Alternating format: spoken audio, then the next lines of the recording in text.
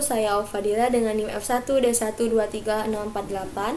Saya merupakan mahasiswa Teknik Pertambangan Fakultas Sains dan Teknologi Universitas Jambi kelas B.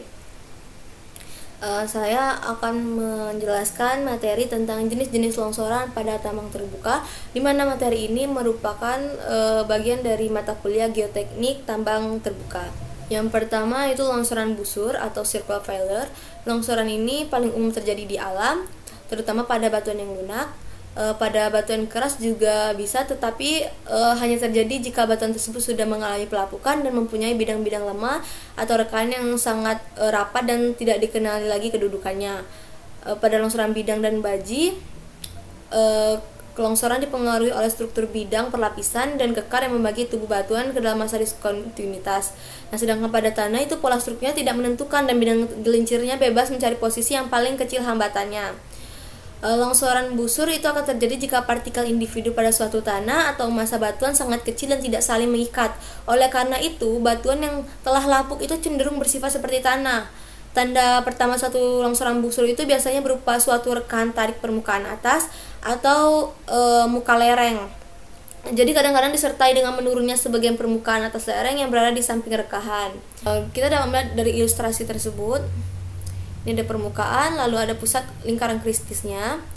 Nah, jadi itu kan kadang-kadang itu disertai dengan menurunnya sebagian permukaan atas lereng. Jadi permukaan atas lereng ini menurun dan berada di samping rekahan-rekahan. Nah, ini samping-samping rekahannya. Di permukaan lalu kita lanjut ke longsoran kedua, yaitu longsoran bidang atau planar failure. Jadi longsoran ini merupakan longsoran batuan yang terjadi sepanjang bidang luncur yang dianggap rata. Bidang luncur tersebut dapat berupa bidang kekar, rekahan atau join, maupun bidang perlapisan batuan. Nah, syarat-syarat terjadinya longsoran bidang ini seperti terdapat bidang lincir bebas, berarti kemiringan bidang lurus lebih kecil daripada kemiringan lerengnya. Jadi kemiringan bidang lurus itu lebih kecil daripada bidang lerengnya. Lalu yang kedua, arah bidang perlapisannya. Arah bidangnya itu sejajar atau mendekati dengan arah lereng. Jadi arah bidang perlapisan itu sejajar atau hampir mendekati dengan arah lerengnya. Lalu kemiringan bidang luncur itu lebih besar daripada sudut geser dalam batuannya. Terus terdapat bidang geser atau tidak terdapat gaya penahan pada kedua sisi longsoran, sehingga dia menyebabkan permukaan bidang itu tergelincir dan membentuk suatu longsoran bidang. Dapat kita lihat dari ilustrasi di samping ini. Nah, ini ada bidang gelincirnya. Nah, ini bidang bebasnya di kanan dan kiri sisi longsorannya.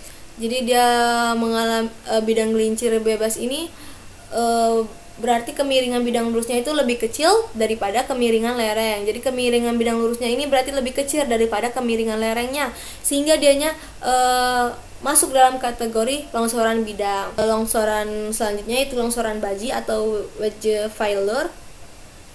Jadi longsoran baji ini dapat terjadi pada suatu batuan jika lebih dari satu bidang lemah yang bebas dan saling berpotongan. Sudut perpotongannya itu antara bidang lemah tersebut lebih besar dari sudut geser dalam batuannya. Dapat kita lihat dari ilustrasi gambarnya nih. Kalau sudut perpotongan antara bidang lemah tersebut lebih besar dari sudut geser dalam batuannya. Nih.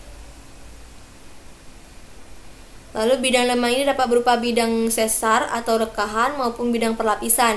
Cara longsoran baji dapat melalui satu atau beberapa bidang lemahnya maupun melalui garis perpotongan kedua bidang lemahnya. Nah, kalau longsoran baji ini kita dapat lihat dari tampak depannya, bidang lemah A dan bidang lemah B itu rata, tetapi kemiringan bidang lemah B itu lebih besar daripada bidang lemah A. Kemiringannya lebih besar ya daripada bidang A. Maka kalau misalnya dalam analisis longsoran, pada syarat pertama ini terdeteksi pada suatu longsoran tersebut, maka dia masih bisa dikatakan masuk ke dalam kategori longsoran baji.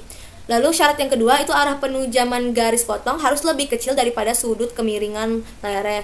Jadi arah penujaman garis potong tersebut harus lebih kecil daripada sudut kemiringan lereng, sama sudut kemiringan lerengnya sudutnya, lalu ini garis potongnya itu harus lebih kecil. Lalu yang ketiga itu bentuk longsoran dibatasi oleh muka lereng, bagian atas lereng, dan kedua bidang lemah. Jadi muka lerengnya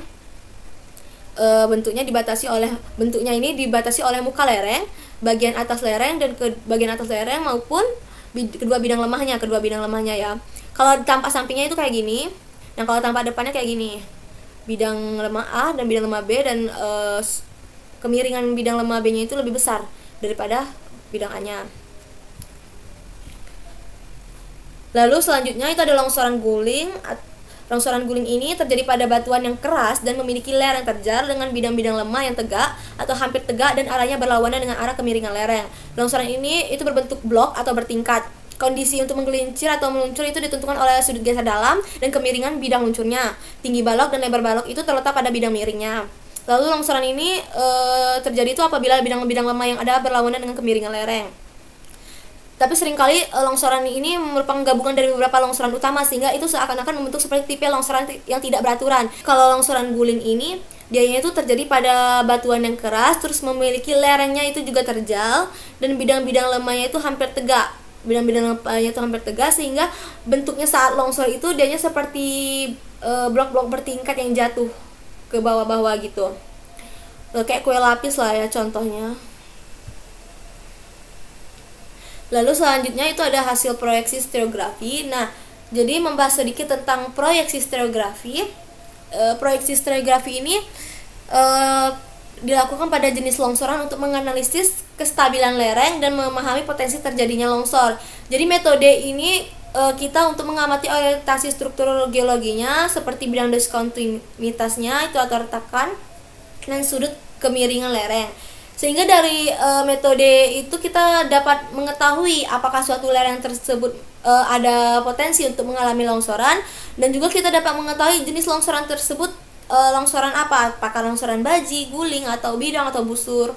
Jadi hasil analisis dari proyeksi ini sangat penting sekali karena dengan proyeksi ini kita kan dapat mengetahui apakah daerah tersebut berpotensi mengalami kelongsoran atau tidak. Jadi dapat melindungi area rawan bencana seperti jalan dan pemukiman. Busur itu kan materialnya itu relatif homogen, tanah dan batuan homogen yang telah mengalami pelapukan yang intensif. Jadi sehingga bidang gelincirnya itu berbentuk cekungan. Terus stabilitas lerengnya itu sangat dipengaruhi oleh kekuatan geser tanah. Dan busur ini dianya itu tersebar 360 derajat merata. Longsoran bidang ini dianya itu ada kumpulan yang kumpulan kekar yang arahnya itu relatif sama, dan yang paling tengah ini yang paling hitam ini yang paling hitam ini. Nah, ini nih merupakan kekar yang jaraknya itu rapat-rapat. Sehingga dianya itu joint setnya ini atau kekarnya ini, kumpulan kekarnya ini memotong ke satu arah saja sehingga membentuk struktur bidang. Lalu kalau misalnya pada baji, dia itu ada yang memotong dari kiri dan ada yang memotong dari kanan, sehingga bentuknya itu seperti segitiga seperti ini. Kan di sini, nah ini satu joint set rekahannya dan rekahan satunya lagi, sehingga dianya kan bentuknya seperti segitiga. Jadi dia longsornya ke arah sini. Dan ini longsoran guling ini kekarnya itu berlawanan arah dengan lereng. Jadi puncak lereng, terus bidang-bidang lemahnya atau kekarnya ini berlawanan arah dengan bidang lereng tersebut. Nah, nih permukaan lerengnya kan di bagian sini, sedangkan bidang lemahnya atau rekahnya itu berada pada sebaliknya. Jadi karena dip kekarnya itu berlawanan arah, jadi bentuknya itu seperti kue lapis atau seperti kasur-kasur yang jatuh, atau ini blok-blok yang menggelincir ke bawah. Oke, kita masuk ke contoh kasus jenis longsoran. Nah, ini yang pertama ada longsoran busur. Jadi, longsoran busur ini terjadi di PT Bintang Sumatera Pasifik di zona 4. Jadi, longsoran ini terjadi pada 6 November 2018 pada lereng zona 4 di PT Bintang Sumatera Pasifik. Longsoran ini itu terjadi karena disebabkan oleh jenis material yang lunak dan bidang diskontinu yang rapat dan acak. Di sini ada ilustrasi gambaran dari redistribusi tegangan horizontal akibat penggalian tambang. Jadi, sebelum penggalian, gambarannya seperti ini. Lalu setelah adanya penggalian, hilangnya overburden itu, sesudah penggalian keuangan material itu dalam keadaan yang stabil. Terus keadaan stabil, keadaan setimbang. Nah, adanya penggalian itu menyebabkan distribusi tegangan baru. Jadi dia terdapat distribusi tegangan baru. Terus hilangnya juga overburden itu menyebabkan berkurangnya tegangan vertikal. Terus munculnya rekahan akibat penggalian tersebut. Nah, air tanah itu juga dapat mudah melewati rekan-rekan tersebut, sehingga itulah yang menyebabkan terjadinya longsoran busur pada zona ini. Yang kedua ada longsoran bidang. Nah, longsoran bidang ini terjadi di lereng Pit Bakam PT KBK di Kabupaten Katingan, Kalimantan Tengah. Nah, kenapa dia dianalisis dan dinyatakan sebagai longsoran bidang? Kenapa dia dianalisis dan dikatakan sebagai longsoran bidang? Itu karena terjadi sepanjang bidang lemah struktural yang sudah ada, seperti sesar, terus rekahan atau bidang perlapisan. Dan terdapat ciri-ciri, yaitu bentuk bidang gelincirnya itu rata. Jadi bentuk bidang gelincirnya itu rata kayak gini. Dia nggak terlalu curam gitu, rata kayak gini. Nah, rata. Terus dia volume material yang longsor itu besar, sehingga dianya digolongkan sebagai longsoran bidang. Mekanisme terjadinya longsoran ini itu yang pertama karena faktor pengontrol utamanya itu yaitu bidang lemah atau struktural, karena bidang diskontinuitas bertindak sebagai zona lemah yang menjadi jalur utama pergerakan batuan. Lalu air hujan itu juga meningkatkan tekanan air pori pada bidang lemah, lalu mengurangi kohesi dan sudut geser dalamnya. Lalu juga karena akibat peledakan. Jadi getaran dari aktivitas peledakan itu melemahkan ikatan batuan di sepanjang bidang lemah. Lalu yang ketiga ada longsoran baji. Nah, pada gambar ini merupakan gambaran contoh dari longsoran baji yang merupakan salah satu jenis kegagalan lereng batuan. Mekanisme terbentuknya longsoran baji ini di sini, dua bidang diskontinuitas ini saling berpotongan membentuk blok berbentuk baji. Nah, gaya gravitasi blok baji ini terdorong oleh gaya gravitasi ke luar lereng. Ketika gaya gravitasi ini melebihi gaya gesekan pada bidang kontak, blok baji ini meluncur ke bawah.